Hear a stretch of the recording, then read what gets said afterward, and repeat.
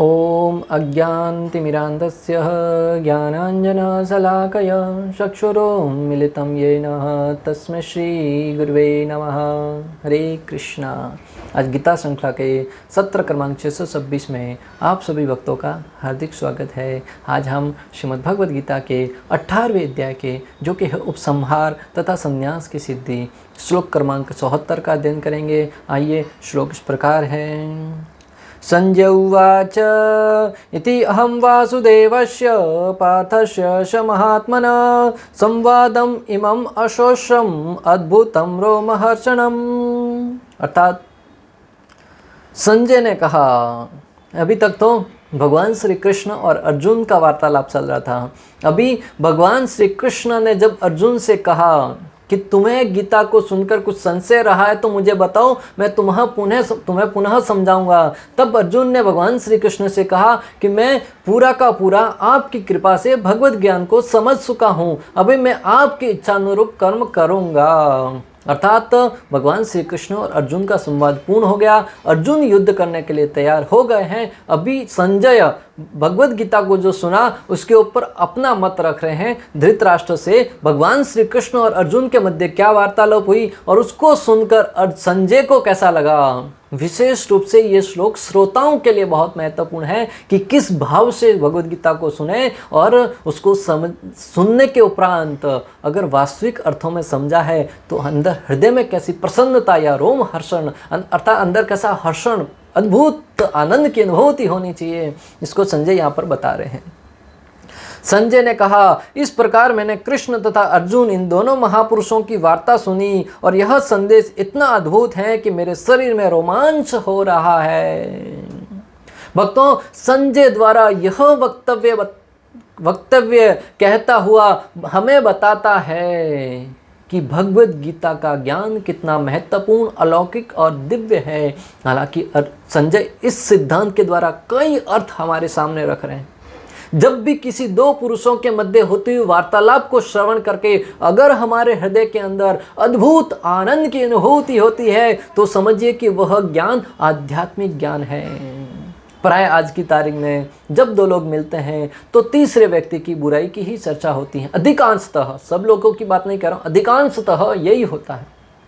उधर ये हो गया, इधर हो गया, या फिर किसी स्त्री के संदर्भ में बातें होती हैं, क्या राजनीति के संदर्भ में बातें होती हैं, समाज में किसी प्रकार की कुरीतियों के बारे में बातें होती हैं, या किसी धर्म विशेष के बारे में टिक्का टिप्पणी करने की बातें होती हैं, जिसका श्रवण करके या तो हमारे हृदय में किसी अन्य व्यक्ति के प्रति घृणा उत्पन्न होती है, या हृदय में काम वासना जागृत होती है, या फिर दूसरों के प्रति अनेक प्रकार के अपराध करने की भावना जागृत होती है, जिससे यह सुनिश्चित होता है कि वह ज्ञान आध्यात्मिक नहीं है, वह ज्ञान हमारे लिए सही नहीं है।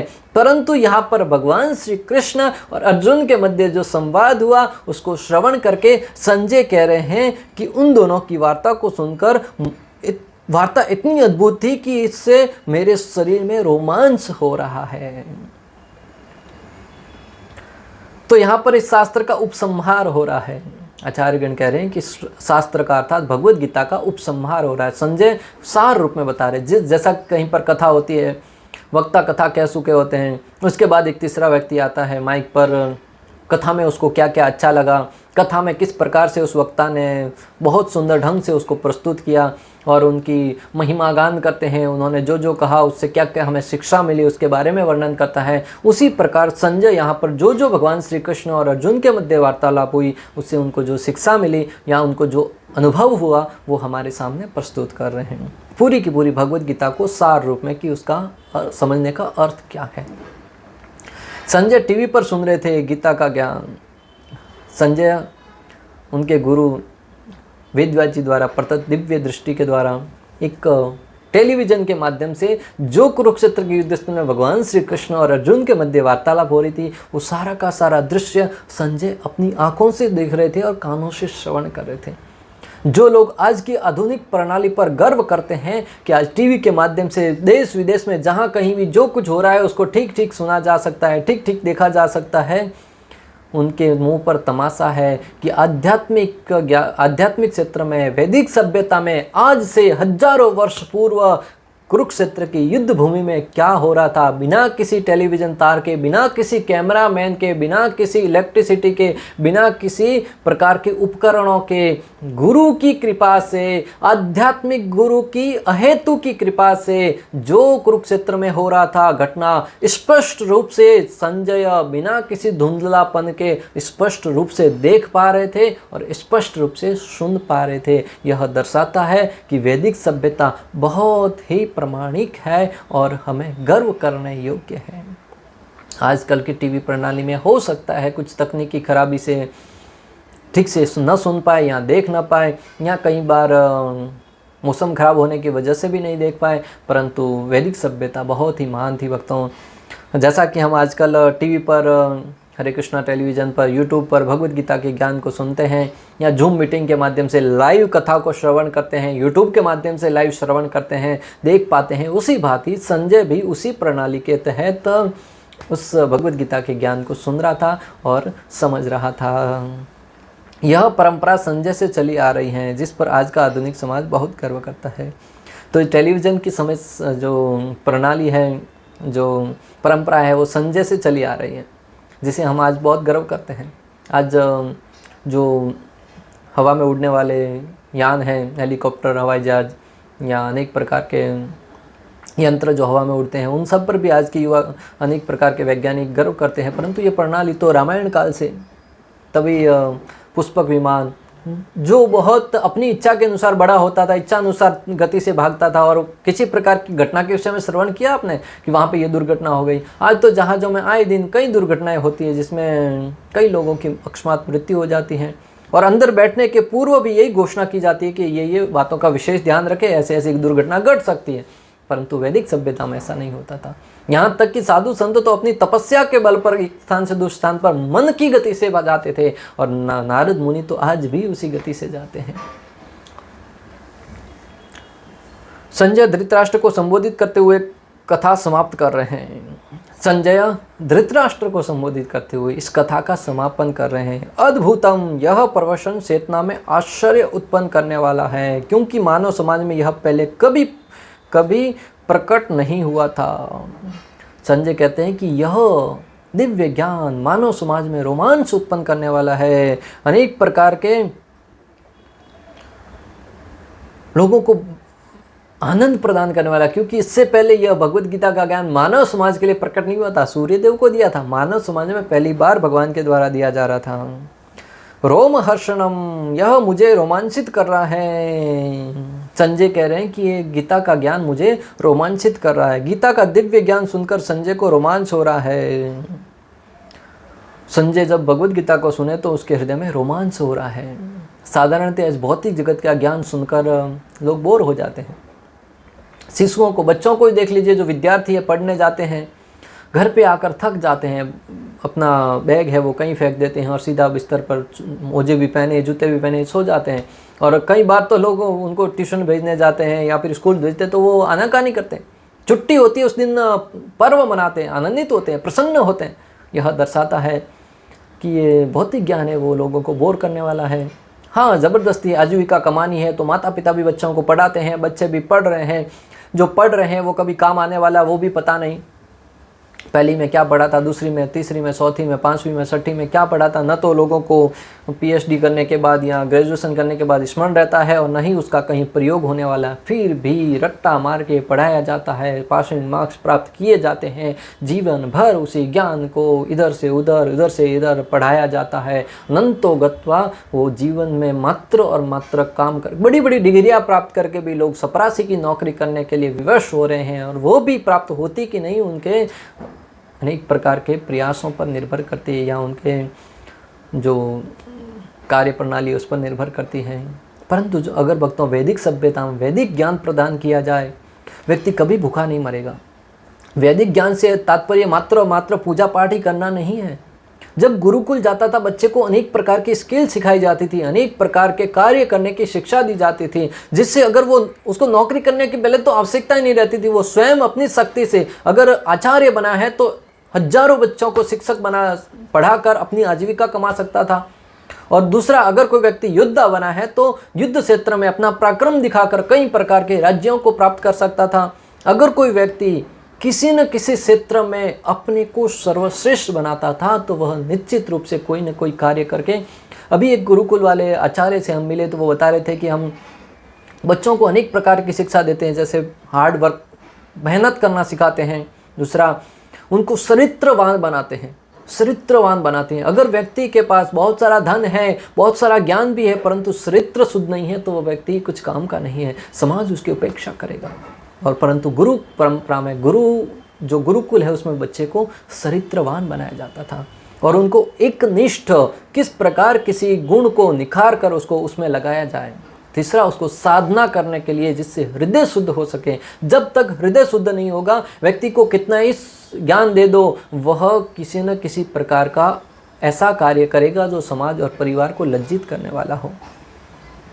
अतः गुरु परंपरा की, गुरु प्रणाली को जो ज्ञान थी, प्रणाली थी, वह बच्चों को बहुत सारा ऐसा सक्षम बनाता था कि उनको दूसरों के सामने जाकर किसी कार्य के लिए भीख नहीं मांगना पड़ता था। उनके कार्य क्षेत्र को देखकर, उनकी योग्यता को देखकर जिस व्यक्ति को उसकी आवश्यकता वो ढूंढता हुआ उधर आता था। ऐसे कई दृष्टांत शास्त्रों में भरे पड़े हैं जहाँ पर व्यक्ति ने अपनी क्षमता से किसी कार्य को किया है और लोग उनके कार्य कौशल को देखकर उसको अपने पास बुलाने के लिए विवश हुए हैं। तात्पर्य, भगवद गीता के प्रारंभ में धृतराष्ट्र ने अपने मंत्री संजय से पूछा था, कुरुक्षेत्र के युद्ध स्थल में क्या हुआ। भक्तों, श्रील प्रभुपाद इसकी लिंक भगवद गीता के प्रथम अध्याय के प्रथम श्लोक से जोड़कर देख रहे हैं, जिसमें धृतराष्ट्र पूछते हैं, धर्म क्षेत्रे कुरुक्षेत्रे ईशम वेताय यच्वः मामकाः पांडवा चैव किम कुर्वत संजय। जब भगवद गीता के प्रथम अध्याय के प्रथम श्लोक में धृतराष्ट्र संजय से पूछते हैं कि हे संजय, धर्म क्षेत्र कुरुक्षेत्र में मेरे तथा पांडवों के पुत्रों ने क्या किया। एक साधारण व्यक्ति भी समझ सकता है कि युद्ध की इच्छा से एकत्रित हुए तो युद्ध ही करेंगे। धृतराष्ट्र आंखों से तो अंधा था, बुद्धि से भी अंधा ही था, क्योंकि युद्ध से एकत्रित हुए तो युद्ध ही करेंगे। परंतु उनको कहीं ना कहीं आकांक्षा थी कि अर्जुन और पांडव है वो नेक दिल है और दयावान है, वो शस्त्र डाल देंगे तो निश्चित रूप से कौरव है वो विजय हो जाएंगे। और एक दृष्टि से देखा जाए तो किसी हद तक अर्जुन ऐसा कार्य करता हुआ प्रतीत भी हो रहा था, परंतु जब भगवान श्री कृष्ण ने बागडोर संभाली और भगवद गीता का ज्ञान दिया, अर्जुन को युद्ध करने के लिए तैयार किया, तब जाकर पूरी की पूरी पाजी पलट गई। तो धृतराष्ट्र ने जो प्रश्न किया था उसका उत्तर देते हुए संजय कह रहे हैं कि युद्ध स्थल में क्या हुआ था। गुरु व्यासदेव की कृपा से संजय के हृदय में सारी घटना स्फुरित हुई थी। इस प्रकार उसने युद्ध स्थल की विषय वस्तु का कह सुनाई थी। यह वार्ता आश्चर्यप्रद थी, क्योंकि उसके पूर्व दो महापुरुषों के बीच ऐसी महत्वपूर्ण वार्ता कभी नहीं हुई थी, न भविष्य में न पुनः होगी। संजय ने जो वार्ता सुनी वेद व्यास जी की कृपा से, वो अद्भुत थी। ऐसे महापुरुषों के मध्य ऐसी वार्ता न तो कभी हुई थी, न कभी भविष्य में होगी। हालांकि पहले भगवान श्री कृष्ण और विवस्वान के मध्य हो चुकी थी, परंतु इस धराधाम पर, पृथ्वी लोक पर पहली बार ऐसी वार्ता हो रही थी। यह वार्ता इसलिए आश्चर्यप्रद थी क्योंकि भगवान भी अपने तथा अपने शक्तियों के विषय में जीवात्मा अर्जुन से वर्णन कर रहे थे, जो परम भगवत भक्त था। यदि हम कृष्ण को समझने के लिए अर्जुन का अनुसरण करें तो हमारा जीवन सुखी तथा सफल हो जाएगा। भगवान श्री कृष्ण ने अर्जुन के माध्यम से ये भगवद गीता का ज्ञान दिया। अर्जुन भी एक जीवात्मा के रूप में थे, हालांकि वो भगवान के नित्य पार्षद हैं, परंतु एक साधारण व्यक्ति के रूप में जन्म लिया है और हमें शिक्षा दी जा रही है कि अगर हम भी अर्जुन की भांति भगवान की शरणागति स्वीकार करके कर्पण्य दोषो उपहत स्वभाव प्रचामि त्वाम धर्म समुड्डसेतः यच्छ्रेयः स्यात् निश्चितं ब्रूहि तन्मे शिष्यस्ते अहम साधिमां त्वाम प्रपन्नम। तब निश्चित रूप से हम भगवद गीता को समझ पाएंगे और भगवान को समझ पाएंगे। संजय ने इसका अनुभव किया और जैसे जैसे उसकी समझ में आता गया, उसने यह वार्ता धृतराष्ट्र से कह सुनाई। अब यह निष्कर्ष निकला कि जहाँ कृष्ण तथा अर्जुन है, वहीं वहीं विजय होगी। संजय एक तरीके से देखा जाए तो धृतराष्ट्र की धड़कन बढ़ाने वाला कार्य कर रहे हैं यहाँ पर। इस प्रकार की वार्ता को सुनकर इस प्रकार से प्रस्तुत कर रहे हैं जिससे धृतराष्ट्र है वो भयभीत हो गया कि अर्जुन को भगवान ने अगर कुरुक्षेत्र में युद्ध करने के लिए तैयार कर दिया तो निश्चित रूप से वह युद्ध के परिणाम को भी सुनिश्चित कर सकते हैं। भक्तों, ये भगवद गीता का ज्ञान इतना दिव्य है, इतना अलौकिक है कि निश्चित रूप से प्रत्येक व्यक्ति को इसे पढ़ना चाहिए और इसको पढ़कर समझकर अपने जीवन में कार्य क्षेत्र में उतारना चाहिए, जो आपके जीवन की दिशा और दशा दोनों को परिवर्तित करने वाला है। अब भी हम समझेंगे कि भगवद गीता किसे पढ़नी चाहिए और क्यों पढ़नी चाहिए। तो आचार्यगण कहते हैं एक नौजवान व्यक्ति को गीता पढ़नी चाहिए यह जानने के लिए जीवन को कैसे जिया जाए। एक वृद्ध व्यक्ति को गीता पढ़नी चाहिए यह जानने के लिए कि जीवन का त्याग कैसे किया जाए। एक धनवान व्यक्ति को गीता पढ़नी चाहिए यह जानने के लिए कि दया कैसे प्राप्त करें। एक धनहीन व्यक्ति को गीता पढ़नी चाहिए आशा की किरण प्राप्त करने के लिए। ज्ञानी व्यक्ति को गीता पढ़नी चाहिए नम्रता प्राप्त करने के लिए और अज्ञानी व्यक्ति को गीता पढ़नी चाहिए ज्ञान प्राप्त करने के लिए। एक बलशाली व्यक्ति को गीता पढ़नी चाहिए दिशा प्राप्त करने के लिए और बलहीन व्यक्ति को गीता पढ़नी चाहिए आंतरिक बल प्राप्त करने के लिए। एक घमंडी व्यक्ति को गीता पढ़नी चाहिए चेतावनी प्राप्त करने के लिए और नम्र व्यक्ति को गीता पढ़नी चाहिए मोक्ष प्राप्ति के लिए। संकालु व्यक्ति को गीता पढ़नी चाहिए श्रद्धा द्वारा कांति प्राप्त करने के लिए और पीड़ित व्यक्ति को गीता पढ़नी चाहिए शांति प्राप्त करने के लिए। श्रीमद् भगवद गीता प्रत्येक व्यक्ति को पढ़नी चाहिए, भले स्त्री हो, पुरुष हो, नौजवान हो, वृद्ध हो, मानव मात्र को भगवद गीता का अध्ययन करना चाहिए। नौजवान व्यक्ति आज हम देख रहे हैं कि भ्रमित है, अनेक प्रकार की नशे की वस्तुओं को पानी की तरह प्रयोग कर रहे हैं। आध्यात्मिक ज्ञान के अभाव में भक्तों युवा पथभ्रष्ट हो चुका है। जीवन में क्या करना है क्या नहीं करना है उससे पूर्ण रूप से अविचलित चल रहा है और अनेक प्रकार के ऐसे कार्य करने के लिए विवश हो रहा है जो उसके जीवन को तबाह करके रख दे रहा है। आज आप देखिए नन्ही उम्र में हार्ट अटैक या नशे की वस्तुओं से अनेक युवाओं की जान को खतरा है। अनेक युवा आत्महत्या जैसे जघन्य अपराध कर रहे हैं, कारण अपने जीवन से तंग आ चुके हैं, या तो किसी प्रकार के नशे की लत के कारण या किसी प्रकार के जीवन में कष्ट के कारण। अगर भगवद गीता का अध्ययन करेगा मुझे पूर्ण विश्वास है कि वह निश्चित रूप से जीवन में कभी आत्महत्या जैसा जघन्य अपराध तो नहीं करेगा। अतः आपका और हमारा कर्तव्य है कि युवाओं को श्रीमद् भगवद गीता का दिव्य ज्ञान प्रदान करें। एक वृद्ध व्यक्ति को गीता पढ़नी चाहिए यह जानने के लिए कि जीवन का त्याग कैसे किया जाए। आज मृत्यु पर्यंत मरते समय बिस्तर पर पड़ा है, फिर भी उसके मन में अनेक प्रकार की लालसाएं, अनेक प्रकार की कामनाएं, अनेक प्रकार का लोभ लालच लगा रहता है और उसका मन है, उसका मति है वो धन में लगी रहती है, परिवार में लगा रहता है। इसलिए वह व्यक्ति भगवत धाम को प्राप्त नहीं कर पाता है। और आजकल के लोगों का स्लोगन भी यही है, मरते दम तक काम करूँगा। अरे मूर्ख, मरते समय भगवान का स्मरण कर, राम का नाम ले ले। काम करते करते पूरा जीवन बीत गया है, नहीं, मरते दम तक काम करूँगा, यह भक्तों व्यक्ति की नैया डुबा देता है। अतः वृद्ध व्यक्ति को गीता पढ़नी चाहिए यह जानने के लिए कि जीवन का त्याग कैसे किया जाए, अंतिम समय में भगवत स्मरण कैसे किया जाए, अंतिम समय में भगवान का नाम कैसे लिया जाए। यह भगवत गीता व्यक्ति को प्रेरित करती है। एक धनवान व्यक्ति को गीता पढ़नी चाहिए दया प्राप्त करने के लिए। जैसे ही व्यक्ति के पास धन आ जाता है सातवें आसमान पर चलने लगता है, जमीन पे पांव उसके टिकते नहीं हैं। अतः भगवद गीता का अध्ययन करके यह समझा जा सके कि हमारे जैसे कहीं आए और चले गए, हमारी कोई योग्यता नहीं है। एक क्षण में अगर भगवान चाहे तो हमारा सारा का सारा ऐश्वर्य है वो धराशायी कर ले। दुर्योधन के पास कितना बड़ा वैभव था, परंतु एक क्षण में सारा का सारा ऐश्वर्य समाप्त हो गया। जो पांडव वन में भटक रहे थे उनको सारा साम्राज्य प्रदान कर लिया। अतः हमें अपने धन पर गर्व और अहंकार करने के बजाय अन्यों की सेवा में सहयोग देना चाहिए। भगवद गीता भागवतम का प्रचार करने में उसका उपयोग करना चाहिए। और धनहीन व्यक्ति को गीता पढ़नी चाहिए आशा की किरण प्राप्त करने के लिए। जब व्यक्ति के पास धन नहीं होता है तो आज समाज में ऐसा भ्रांत धारणा बना ली गई है कि वो पूर्ण रूप से नगण्य है, वो कुछ भी करने में सक्षम नहीं है।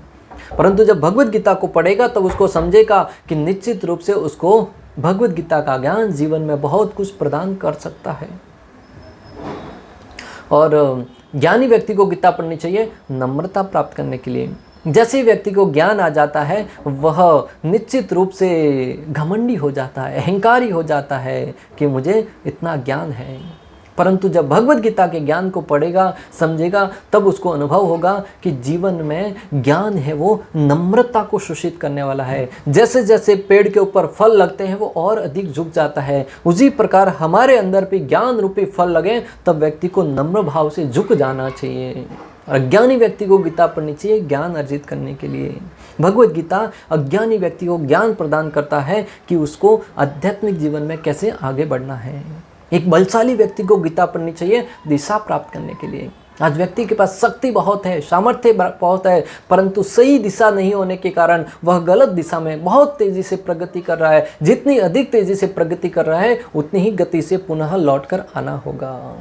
और एक बलहीन व्यक्ति को गीता पढ़नी चाहिए आंतरिक बल प्राप्त करने के लिए। जो बलहीन व्यक्ति है उसको भगवत गीता का अध्ययन करके आंतरिक बल प्राप्त करना चाहिए। जो अर्जुन था वो शक्तिशाली था परंतु अंदर से खोखला था, अंदर से उसको बलशाली नहीं था। जब भगवत गीता का ज्ञान ग्रहण किया तब बलशाली हुआ और उसने अंदर से जो नम्र स्वभाव था, द करुणा का भाव था, वो ज्ञान के शस्त्र से काट डाला और युद्ध के लिए तैयार हो गया। एक घमंडी व्यक्ति को गीता पढ़नी चाहिए चेतावनी प्राप्त करने के लिए कि किसी भी समय आपका ऐश्वर्य, धन, वैभव सब कुछ छीन लिया जा सकता है। काल के प्रभाव से सब कुछ समाप्त हो जाता है। भीष्म पितामह जैसा व्यक्ति जो एक बार भी पराजित नहीं हुआ था, उसको भी काल के प्रभाव के सामने झुकना पड़ा। तो फिर आप और हम कौन से खेत की मूली हैं।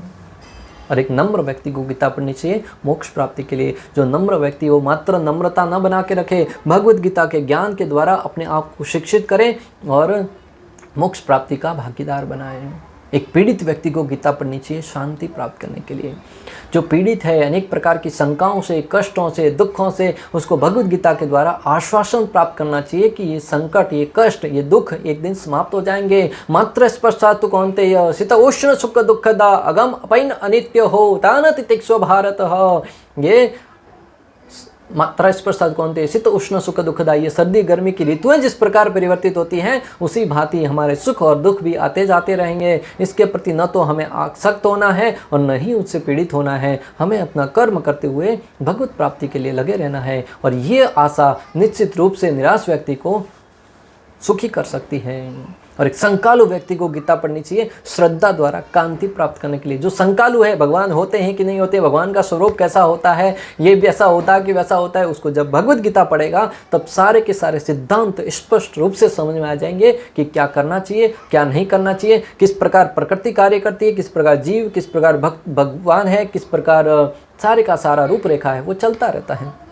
इस प्रकार भगवत गीता का ज्ञान व्यक्ति को अनेक प्रकार की समस्याओं से, अनेक प्रकार के संकटों से, अनेक प्रकार के जीवन में होने वाले दुखों से उबार कर भगवत भक्ति प्रदान करने के लिए प्रेरित करते हैं। इस प्रकार श्लोक क्रमांक 74 का भक्ति वेदांत तात्पर्य पूर्ण हुआ। अंत तक हमारे साथ बने रहने के लिए आप सभी का हृदयपूर्वक, प्रेम पूर्वक बहुत बहुत धन्यवाद। शिला प्रभुपाद की जय, श्री श्री राधा गोपीनाथ भगवान की जय, श्रीमद् भगवद गीता की जय। हरे कृष्णा कृष्ण कृष्ण हरे हरे, हरे राम राम राम।